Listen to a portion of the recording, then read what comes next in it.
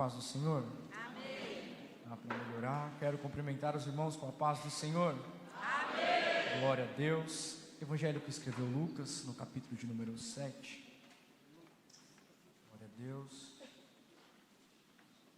Enquanto os irmãos localizam, quero externar a Deus a minha gratidão, poder estar aqui nessa noite e servir os irmãos com uma palavra. Louvo a Deus pela vida do pastor Clarismundo, que confiou em nós, nos convidando, que o Senhor continue abençoando cada um dos pastores e obreiros que aqui estão. Eu devia sentar para ouvi-los, hoje eles se assentam para me ouvir, isso é muita humildade. Obrigado por acreditarem na chamada de um jovem pregador. Trago o abraço do meu pai, o pastor Oséias. Agradeço também a Deus pela vida da minha mãe, a irmã Evelyn, que está aqui comigo. Ela é um instrumento gracioso de Deus na minha vida. Eu te amo, mãe, Deus abençoe. Evangelho de Lucas, capítulo 7, a partir do verso de número 36. Quem achou, diga glória a Deus. Glória a Deus. Assim diz a Bíblia. E rogou-lhe um dos fariseus que comesse com ele. E entrando em casa do fariseu, assentou-se à mesa. E eis que uma mulher da cidade, uma pecadora, sabendo que ele estava à mesa em casa do fariseu, levou um vaso de alabastro com um unguento. E estando por detrás aos seus pés, chorando, começou a regar-lhe os pés com lágrimas e enxugava-lhes com os seus cabelos de sua cabeça, e beijava-lhe os pés e ungia-os com um unguento. Quando isso viu o fariseu que o tinha convidado, falava consigo, dizendo: se este fora profeta, bem saberia quem e qual é a mulher que lhe tocou, pois é uma pecadora. Respondendo Jesus, lhe disse: Simão, uma coisa tenho a dizer-te. E ele disse: dize-a, mestre. Um certo credor tinha 2 devedores, e um devia-lhe 500 dinheiros, e outro 50. E não tendo eles com que pagar, perdoou-lhes ambos. Dize, pois, qual deles o amará mais? E Simão, respondendo, disse: tenho para mim, que é aquele a quem mais perdoou. E ele lhe disse: julgastes bem. E voltando-se para a mulher, disse a Simão: vês tu esta mulher? Entrei em sua casa, e não me deste água para os pés, mas esta regou-me os pés com lágrimas, e nos enxugou com os seus cabelos. Não me deste ósculo, mas esta, desde que entrou, não tem cessado de beijar os meus pés. Não ungiste a minha cabeça com óleo, mas esta ungiu-me os pés com unguento. Por isso te digo, que os seus muitos pecados lhe foram perdoados, porque muito amou. Mas aquele a quem pouco é perdoado, pouco ama. E disse a ela: os teus pecados te são perdoados. E os que estavam à mesa começaram a dizer entre si: quem é este que até perdoa os pecados? E disse a mulher: a tua fé te salvou, vá em paz. E você diz amém? Amém. Se assente glorificando ao Senhor. Glória a Deus. Se os músicos puderem me ajudar. O evangelho que Lucas escreve, ele se destaca dentre os demais evangelhos, Mateus, Marcos, respectivamente João, por inúmeros fatores. Nós vemos que a escrita de Lucas, ela é diferente, mais sofisticada do que a dos demais. Haja vista que Lucas é um médico grego, vai endereçar o seu evangelho, o relato acerca da vida de Jesus para os gentios. Lucas, que fora influenciado diretamente pela figura do apóstolo Paulo em seu tempo, toma para si esta responsabilidade de comunicar a trajetória, a vida e os ensinamentos de Cristo aos gentios. Lucas, ele é aquele que vai mais nos trazer detalhes acerca do ministério de Jesus. Ele é o único dos evangelistas, por exemplo, que cita momentos da infância de Jesus. Nós vemos Lucas citando inúmeros acontecimentos que os outros evangelhos não vão nos apresentar. Ele vai focar estritamente em nos apresentar também uma característica peculiar, diferente do que os outros evangelistas trouxeram. Marcos, o primeiro dos evangelhos a serem escritos, ele nos apresenta Cristo como o servo, aquele que vem do céu para servir a humanidade com a salvação. Mateus, por sua vez, dedica todos os seus escritos a apresentar Jesus como o rei por direito do trono de Israel, o descendente direto de Davi. João, por sua vez, vem nos apresentar Cristo como o Deus que se fez carne. Lucas, em contraponto, vai nos apresentar agora Jesus como o Filho do Homem. Ele nos apresenta toda a humanidade de Jesus dentro do seu relato. Quando olhamos para a trajetória que Lucas nos apresenta, vemos Jesus se manifestando a outros homens e mulheres de maneira muito mais pessoal. Como assim, Abner? Eu explico. Nós vemos por vezes no Evangelho de Lucas, ele nos apresentando Jesus se assentando à mesa para comer, conversar e ensinar a outros.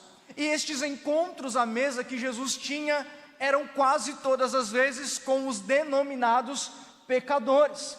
Prova isso para mim, eu provo. Lucas capítulo de número 5, nós vemos uma das passagens mais marcantes deste evangelho, que é o momento onde o Senhor se apresenta a Pedro, Tiago, João e André na beira da praia. E ali o Senhor opera a pesca maravilhosa, e então Pedro retorna até ele, se lança aos pés de Jesus e reconhece: eu sou o pecador e não sou digno de estar diante do Senhor. A resposta de Jesus é maravilhosa, porque ele olha para Pedro e diz: me segue. Este padrão ele vai se repetindo nos encontros de Jesus. Em Lucas capítulo de número 19, por livre e espontânea vontade, Jesus ele vai até um homem chamado Zaqueu. E ali este homem, um publicano, desprezado pela sociedade judaica pela função que exercia servindo o Império Romano, agora este mesmo Jesus chega até ele e diz: Zaqueu, desce, porque hoje me conveio pousar em sua casa.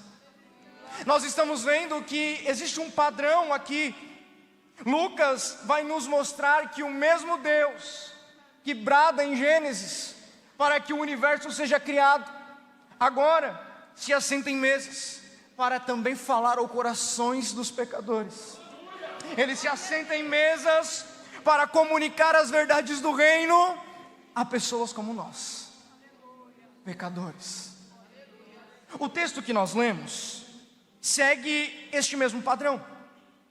Nós estamos olhando para um cenário onde um fariseu, Simão, ele olha para Jesus e o chama para um jantar em sua casa, convidando Jesus. Jesus de pronto atende o convite.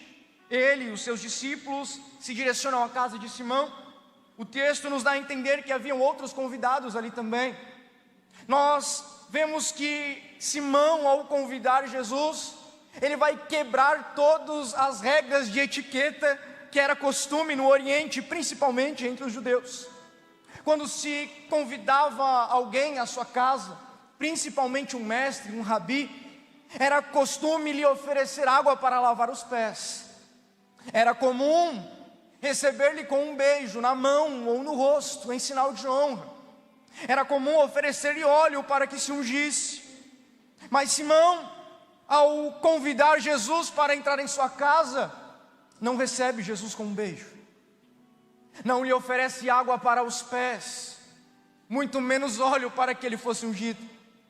Ele está recebendo a Cristo como se este fosse mais um, como se não tivesse a mínima importância a presença de Cristo ali. Jesus mesmo assim permanece à mesa com ele. E em meio a uma conversa, em meio a uma noite onde todos estão conversando e ouvindo aquilo que Simão e Jesus falam à mesa, uma figura no mínimo indesejada vai entrar dentro daquela casa. O texto nos diz que uma mulher entra sorrateiramente dentro da casa. Esta mulher, ela era indesejada justamente pelo fator do que Lucas apresenta aqui. Ela era uma pecadora. E entendam a ênfase que nós estamos tendo naquilo que esta mulher é. Lucas não faz questão alguma de nos dar nome a ela. Esta mulher não é Maria Madalena, que nos é apresentado no capítulo 8 seguinte, muito menos a Maria de Betânia, que é nos descrito em João capítulo 12, que faz uma atitude, que tem uma atitude parecida com esta. Não, esta mulher nem tem nome, ela só tem uma fama: pecadora. Há quem ouse dizer que esta mulher provavelmente era uma prostituta. É esta mulher que entra na casa. E a pergunta é, como que ela entra? Também era um costume da época que ao se oferecer um jantar, permanecessem as portas abertas da casa, para que aqueles que passassem e não fossem convidados ou familiares também entrassem. Isso era um ato de generosidade para com aqueles que passavam pela casa. Só que mesmo nessa circunstância, as portas dessa casa não estavam abertas para ela especificamente. Por quê? Porque ela é uma pecadora, porque ela é uma leprosa moral, porque ela é imunda, porque ela não pode estar no nosso meio. As portas da casa estavam abertas para todos, mas ela, jamais. Olha o que ela fez, olha o que ela falou, olha como ela se veste, olha tudo que já se aconteceu na história dela. Nunca que ela poderia entrar aqui, e mesmo assim, ela entra sorrateiramente. E diferente da postura de Simão, que ao convidar Jesus para estar em sua casa, e não lhe oferece as menores honras, esta mulher, que não encontraria lugar em nenhum outro lugar, em nenhum outro ambiente, se direciona aos pés de Jesus. Não tendo uma bacia com água para lavar os pés, ela então usa as suas lágrimas para regar os pés de Jesus. Não tendo uma toalha para secá-los, ela usa os próprios cabelos para secar os pés de Jesus. Tendo provavelmente apenas aquele vaso de alabastro, ela não pensa duas vezes em quebrar este vaso. E então a reunião é interrompida, e um incômodo generalizado toma conta daquela casa. Por quê? Olha onde ela está, chorando aos pés de Jesus, em lágrimas aos pés de Jesus. Tem uma pecadora chorando aos pés de Jesus. E aqui eu começo a pregar, porque o Senhor colocou em meu coração falar sobre as verdades nas lágrimas de um pecador. A primeira verdade que eu entendo é que o Senhor não rejeita as lágrimas de um pecador arrependido. Esta mulher, ela entra em uma casa onde o dono da casa rejeita. Ela entra dentro de uma casa onde os convidados da casa a rejeitam. Ela não teria lugar para pousar em lugar nenhum. Enquanto todas as portas da terra se fecham para ela, ela ainda assim encontra aos pés de Jesus um lugar para derramar as tuas lágrimas. Oh, aleluia! Enquanto as portas se fecham para nós aqui, existe um lugar para mim e para você aos pés de Jesus. Irmão e irmã, eu venho da parte de Deus dizer ao teu coração: existe ainda um Deus no céu que não rejeita as tuas lágrimas, que não rejeita as tuas orações, que não tampa os ouvidos para te ouvir. Pelo contrário, Ele ainda se inclina para você. Prova isso para mim, pregador, eu provo. Salmo de número 51, verso 17: sacrifícios agradáveis a Deus são um espírito quebrantado, e a um coração quebrantado e contrito o Senhor não desprezará. Aleluia. Tiago capítulo 4, no verso 8 ao 10 vai dizer: achegai-vos a Deus e Ele se achegará a vós. Para quem que Tiago está falando isso? Limpai as vossas mãos, pecadores, e vós de duplo ânimo purificai os corações. Senti as vossas misérias e lamentai e chorai. Converta-se o vosso riso em pranto e o vosso gozo em tristeza, e humilhai-vos perante o Senhor, porque Ele vos exaltará. O que é isso? Ele não rejeita as tuas orações. Eu não sei aqui aquilo que você tem colocado diante de Deus. Eu não sei quanto tempo você está chorando diante da presença dEle, mas eu venho afirmar com toda certeza: Ele não rejeitou as tuas orações, Ele não rejeitou as tuas lágrimas, Ele não rejeita você. O Senhor não rejeita as lágrimas de um coração quebrantado. A segunda lição que eu aprendo com as lágrimas de um pecador arrependido é que as lágrimas de um pecador, são seguidas de completa devoção ao Senhor. Como assim? Esta mulher, ela entra dentro desta casa, e se direcionando aos pés de Jesus, ela chora, quebrantada, entendendo quem ela é e quem é Jesus, e entendendo aquilo que o próprio Cristo teria a oferecer a ela, redenção. E então, chorando, a próxima atitude dela é tirar então um vaso de alabastro. Ela pega este vaso e derrama aquilo que estava dentro do vaso aos pés de Jesus. Os irmãos sabem muito bem que tanto o óleo quanto o vaso eram caríssimos. Aproximadamente 1 ano de trabalho era necessário para adquirir isso. Talvez aquilo fosse a única coisa que ela tinha. Só que ela não hesita em entregar a Jesus. Ela pega o vaso, quebra o vaso e derrama tudo que ela tem aos pés dele. Ela quebra o vaso depois de chorar e entrega tudo o que ela tem. Perceba, ela não está apenas entregando o melhor, ela está entregando tudo.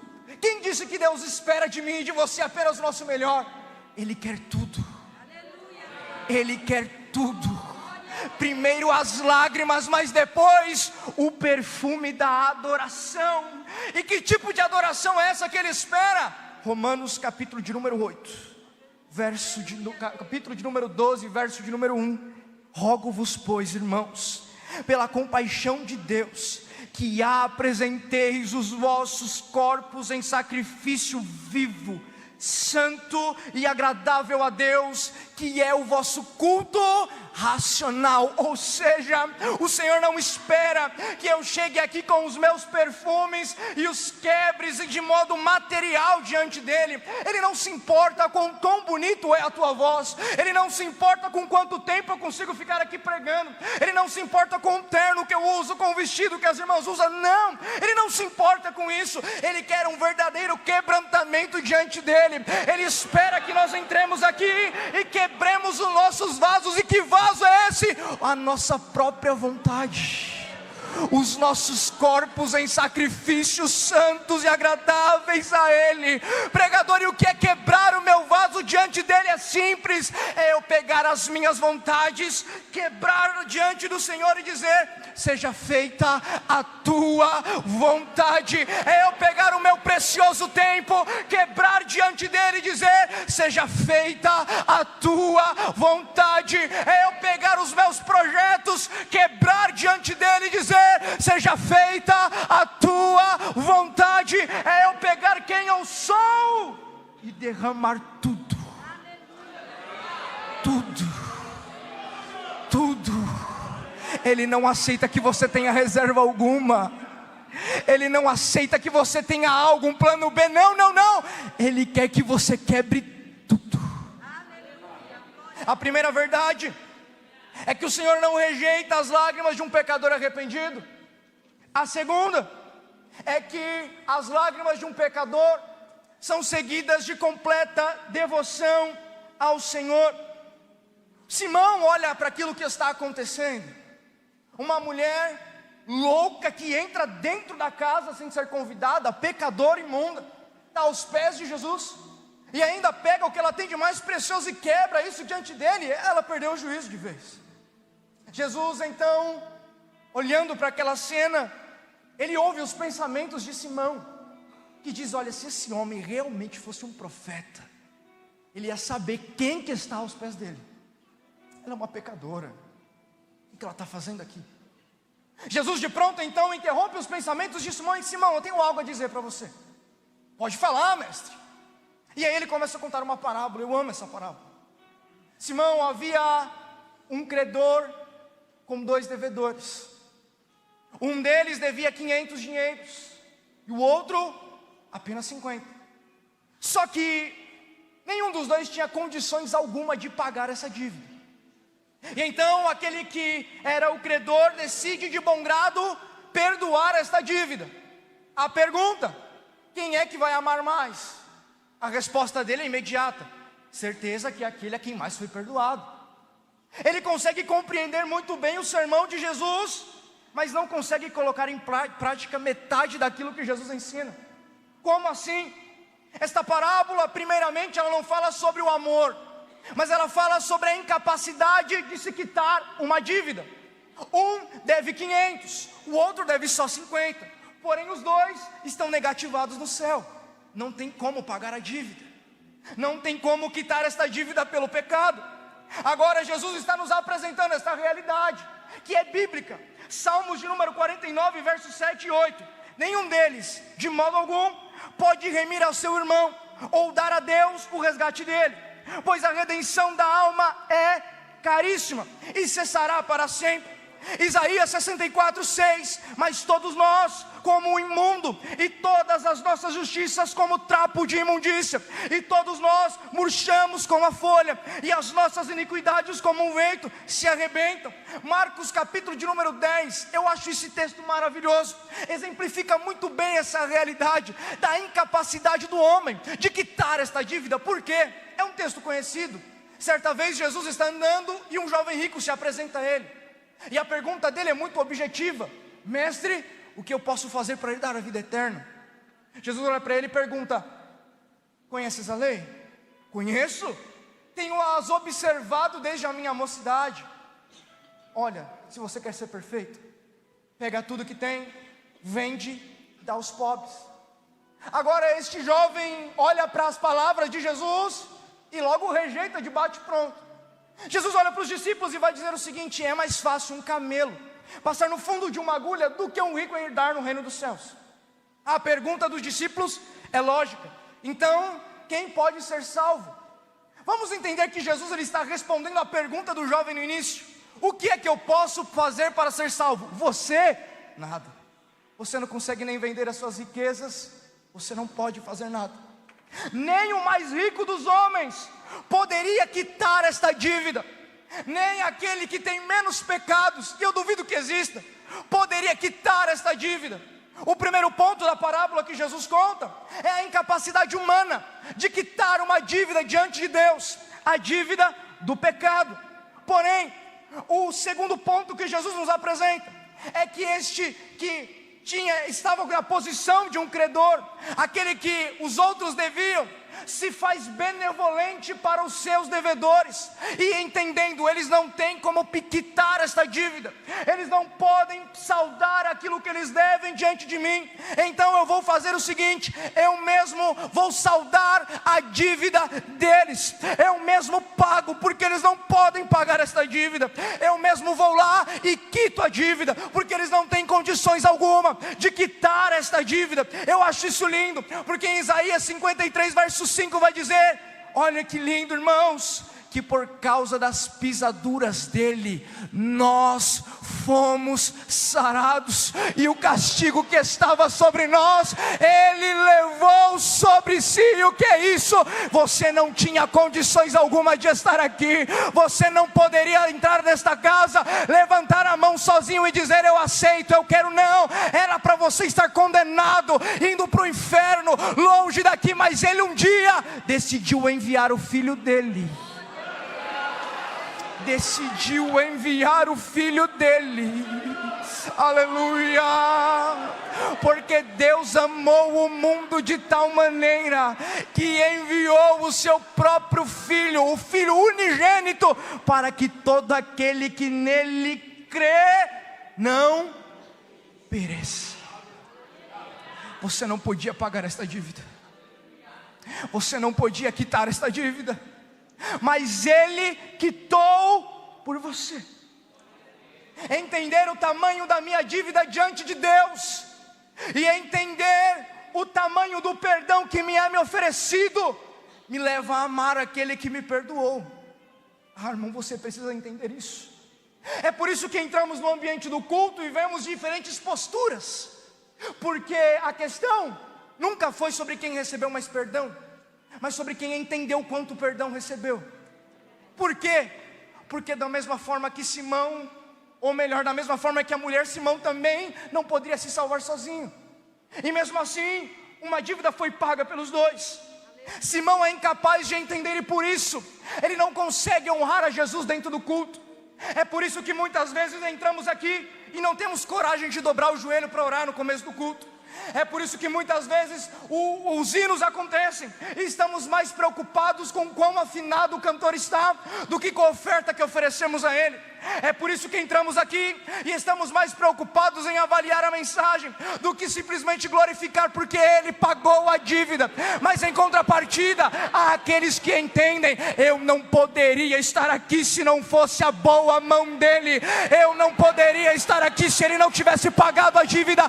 Ele pagou a dívida, ele se inclinou para mim, por isso eu levanto a minha mão, eu quebro o meu vaso, eu me rendo diante dele, eu me entrego a ele, porque ele pagou a dívida.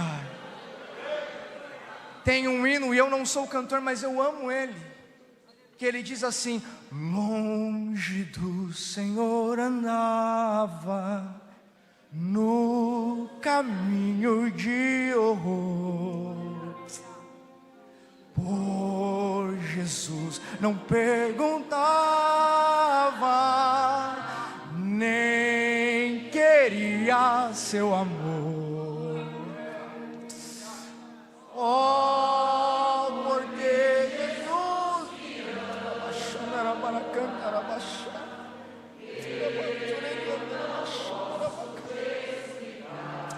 aleluia. Mas a ti também te chama, pois deseja te salvar. Talvez você não compreenda o tamanho da dívida que ele quitou para você. Talvez você não compreenda o tamanho do esforço empenhado para que você estivesse aqui. Mas hoje ele deseja abrir o seu entendimento. As tuas lágrimas não serão mais lágrimas de emoção, mas lágrimas de gratidão, lágrimas de rendição, porque ele pagou o preço. Aleluia. Por isso que primeira carta de João, capítulo 4, verso 19 afirma: sabe por que nós amamos ele? Porque ele nos amou primeiro. Aleluia. Sim. Ai, Jesus.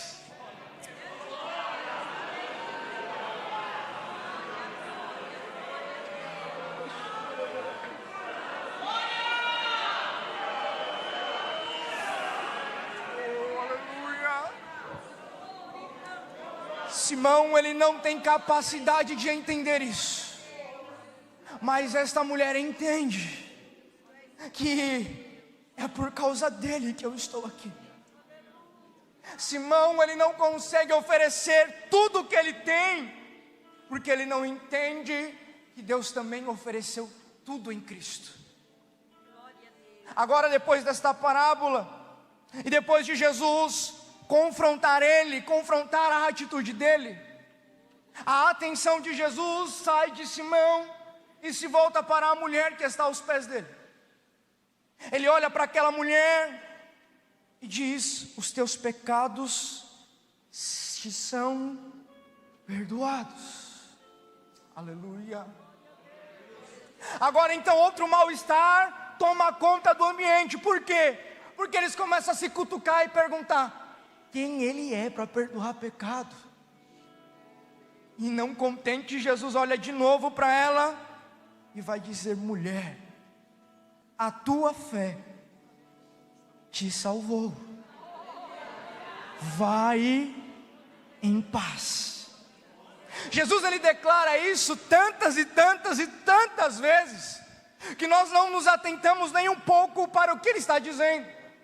Ele olha para não só esta mulher, mas, por exemplo, Bartimeu, e declara a mesma coisa: vai em paz, a tua fé te salvou.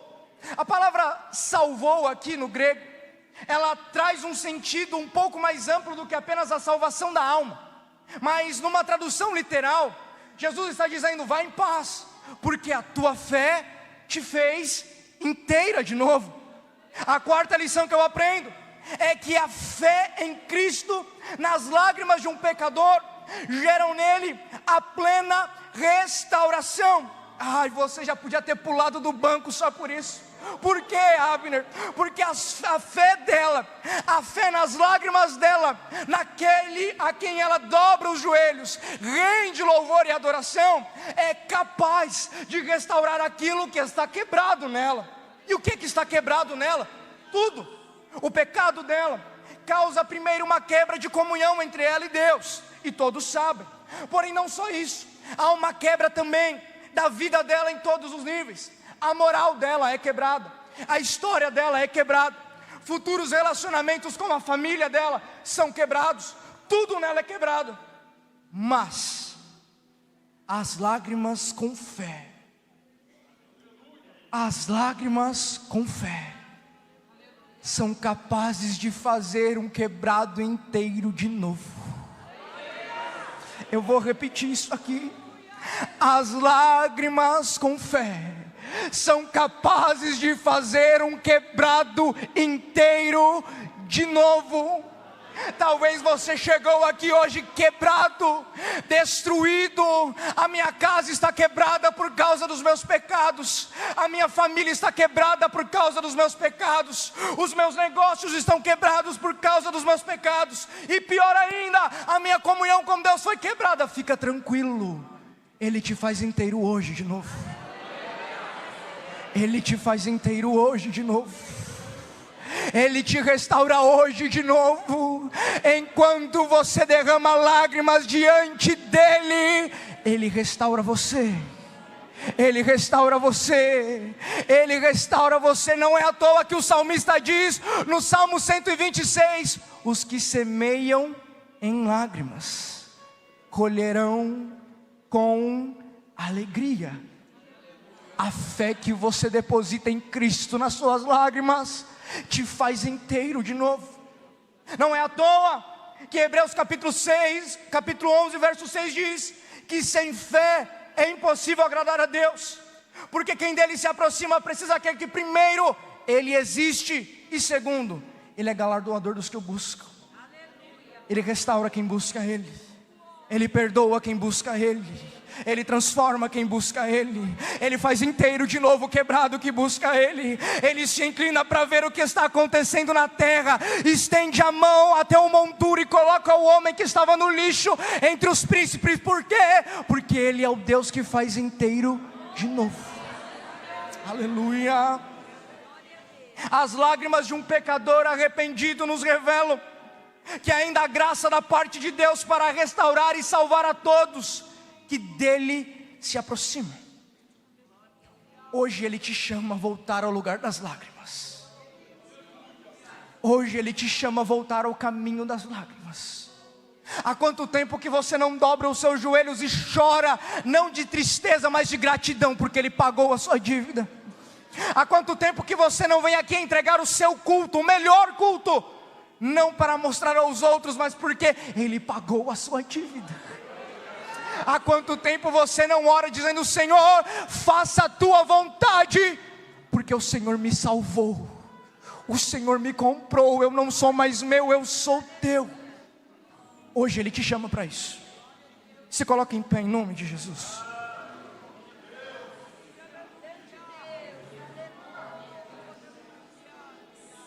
Eu não posso terminar esta mensagem sem fazer dois convites. O primeiro: se há alguém entre nós quebrado, longe de Jesus, afastado dos caminhos do Senhor, ou que nem sequer conheceu Ele ainda, vem com lágrimas, porque a fé nele restaura você hoje. O outro convite é você que entende que precisa voltar ao caminho das lágrimas, precisa restaurar esta essência, vem também, porque tem virtude do Espírito para transformar a sua vida também. Aonde está você? Aonde está você? Vem. Vem. Eu tenho tempo ainda, eu posso esperar. Vem. Você sabe que precisa voltar à sua essência, ao primeiro amor.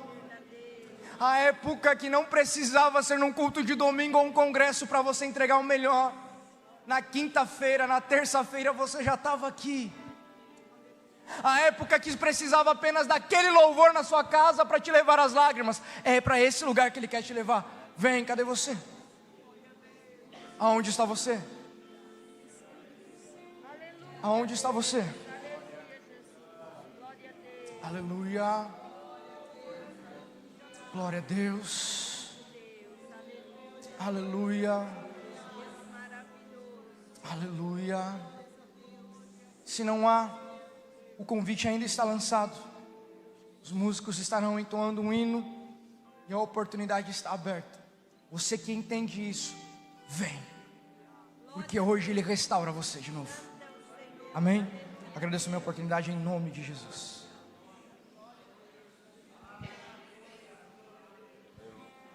Aleluia. Eu convido os irmãos a abrirem sua harpa com o hino de número 570. Aleluia. Há um convite sendo feito ainda esta noite. Aleluia. Ao findar o labor desta vida, quando a morte ao teu lado chegar, que destino há de ter a tua alma? Qual será no futuro teu lar? Meu amigo, hoje tu tens a escolha, vida ou morte, qual vais aceitar?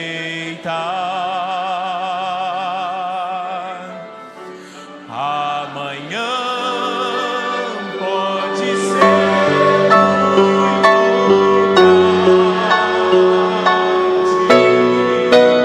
hoje Cristo te quer libertar. Tu procuras a paz deste mundo, em prazeres que passam em vão, mas na última hora da vida, eles não mais te satisfarão. Toda a igreja. Meu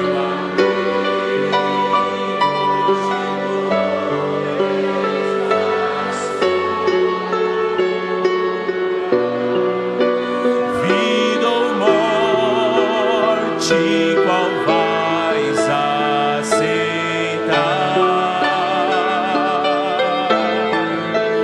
Amanhã pode ser muito tarde. Hoje Cristo te quer libertar. A última estrofe. Se decides deixar teus pecados e entregar tua vida a Jesus, ainda há tempo, venha, aleluia.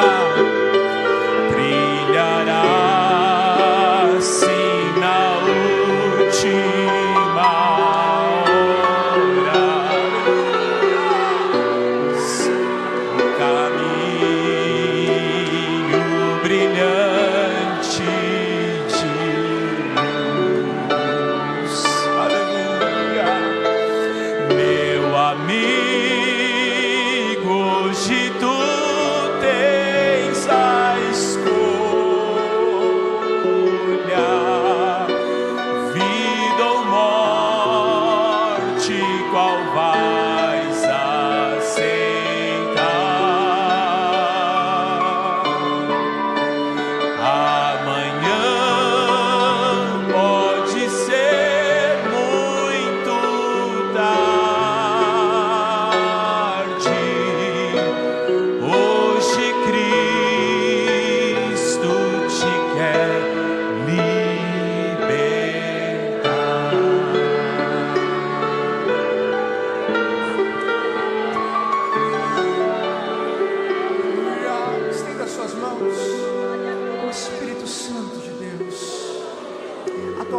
foi pregado e nós cremos no poder da Tua palavra. Pai querido, Pai amado, o nosso pedido a Ti nesta noite é que o Senhor restaure em nós as lágrimas, é que o Senhor nos dê um coração contrito e quebrantado, é que o Senhor não retire de nós o Teu Espírito. Senhor, nós como igreja intercedemos por esses que estão aqui. Pai querido, Pai amado, fortalece, renova as forças, Senhor, levanta para serem usados por Ti. Espírito Santo, quebranta corações aqui nesta noite.